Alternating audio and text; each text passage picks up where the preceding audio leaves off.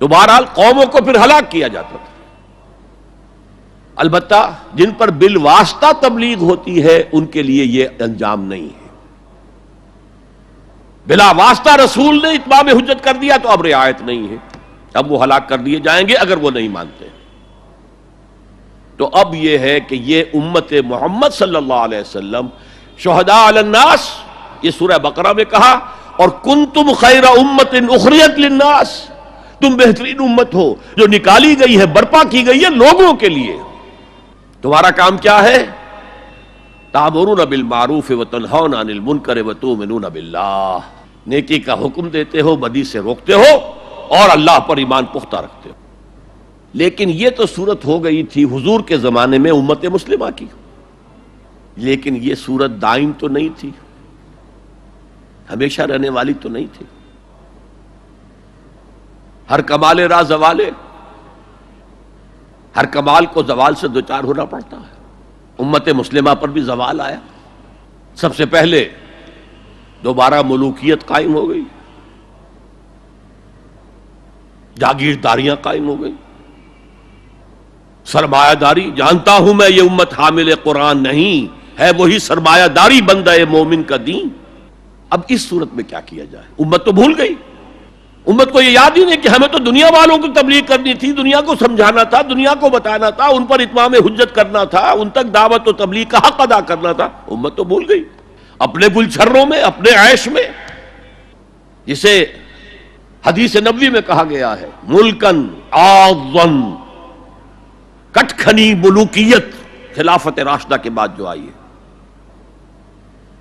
یہ حدیث ہے، بہت اہم ہے. مسند احمد ابن حنبل رحمت اللہ علیہ عن النعمان ابن بشیر رضی اللہ تعالی عنہ، حضور نے فرمایا تکون فیکم نبوۃ ما شاء اللہ ان تکون ثم یرفع اللہ اذا شاء یرفعها. نبوت تمہارے مابین موجود رہے گی جب تک اللہ چاہے گا کہ موجود رہے، پھر اللہ اس نبوت کو اٹھا لے گا جب چاہے گا. یعنی میں موجود رہوں گا تمہارے مابین جب تک اللہ چاہے گا، پھر اللہ مجھے اٹھا لے گا، میرا انتقال ہو جائے گا. ثم تکون خلافت اللہ من حاج النبوہ، پھر ایک دور ہوگا خلافت کا جو عین نبوت کے نقش قدم پر ہوگی. فتکون ما شاء اللہ ان تکون، وہ بھی رہے گی جب تک اللہ چاہے گا کہ رہے. ثم یرفع اللہ اذا شاء یرفعها، پھر اس کو بھی اللہ اٹھا لے گا جب بھی چاہے گا. ثم تکون ملکا عاضا، پھر ایک دور آئے گا کٹ کاٹ کھانے والی، عضا یعض کہتے ہیں کاٹنا، پھر وہ کاٹ کھانے والی ظالم حکومت، ملوکیت، ملکن ملوکیت کا دور آ جائے گا. اب جب یہ دور آ گیا تو اب اس کا علاج کیا ہے؟ اور وہ دور گھٹتے گھٹتے گھٹتے گھٹتے جہاں تک بات پہنچ گئی ہے، یقیناً ہم سے تو بہت بہتر معاشرہ تھا بنو امیہ کے دور کا، لیکن یہ کہ اب ہم کہاں پہنچ گئے، سرے سے یاد ہی نہیں کہ ہمارا یہ کوئی فرض منصبی ہے، شہادت علی الناس کوئی ہماری ذمہ داری ہے، ہم مسئول ہوں گے اللہ کے ہاں. احساس ہی نہیں. اپنی روٹی، اپنی دال، یا اپنا مرغ پلاؤ متنجن جو بھی ہو، اپنا مکان، اپنی کوٹھی، اپنا محل، اپنی کار، اس کا نئے سے نیا جو ہے ماڈل، ساری ہماری سوچ تو ان چیزوں کے گرد ہے. کس کو یاد ہے کہ بحیثیت امت ہمارا فرض کیا تھا؟ اس حال میں کچھ لوگ تو ہونے چاہیے جو ہوش میں آئیں. یہ ہے وَلْتَكُمْ مِنْكُمْ أُمَّةٌ. جب پوری امت سو جائے تو امت ودن امت قائم کی جائے. ایک بڑی امت ہے امت محمد جو بالفعل امت کی حالت میں نہیں ہے، جو وحدت امت کا سب سے بڑا خودی خواہ ہے. اس کا قول میں آپ کو سنا چکا ہوں. At present there is no Muslim ummah. Instead we have a number of Muslim nations. And today we have a number of Muslim countries. That's all. امت کہاں ہے؟ لیکن اسے آپ کہتے ہیں party with in party, state with in state, امہ with in امہ. جو لوگ جاگ جائیں، جنہیں ہوش آ جائے، جنہیں اپنی ذمہ داری کا احساس ہو جائے، وہ جمع ہو کر ایک امت کی شکل اختیار کریں. وہ اس مغالطے میں تو نہ ہے کہ صرف ہم مسلمان ہیں باقی کافر ہیں، معاذ اللہ ثم معاذ اللہ ثم معاذ اللہ، یہ بہت بڑا فتنہ ہے۔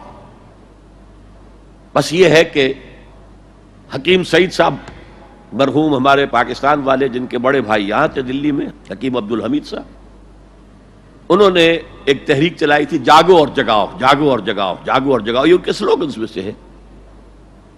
تو جاگو اور جگاؤ، جسے ہوش آ گئی، ارے ہماری ذمہ داری تھی، ہم بھولے بیٹھے، اسی لیے ہم برباد ہو رہے، تباہ ہو رہے،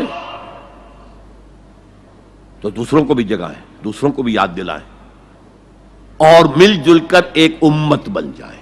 ہم مقصد لوگ، یہ امت جو ہے اس کا جو کوئی ایک مقصد ہے ہی نہیں سرے سے، زندگی برائے زندگی ہے، اب زندگی کسی مقصد کے لیے تو ہے ہی نہیں، بالکل جس طرح حیوان جیتے ہیں زندگی تو وہ بھی گزارتے ہیں، لیکن ان کی زندگی کا مقصد کوئی نہیں ہے، انہیں آپ ایکسپلائٹ کرتے ہیں، یوز کرتے ہیں، گھوڑے کو باندھ لیا بگی کے اندر، ٹانگے کے اندر، بیل کو جوت لیا اپنے حل کے اندر، آپ استعمال کر رہے ہیں انہیں، ان کی زندگی کا تو کوئی مقصد نہیں۔ آج ہمارا حال یہ ہے، ہماری زندگیوں کا کوئی مقصد نہیں، لیکن جو جاگ جائیں، جنہیں احساس ہو جائے، جو محسوس کر لے کہ یہ ہماری اجتماعی ذمہ داری ہے، اور اسی کو پورا کرنے نہ کرنے کے باعث ضربت علیہم الذلۃ والمسکنۃ وباؤوا بغضب من اللہ کی صورت جو کبھی یہود کی تھی وہ آج ہماری ہو چکی ہے۔ جو جاگے وہ دوسروں کو جگائیں، مل کر ایک امت بنائیں۔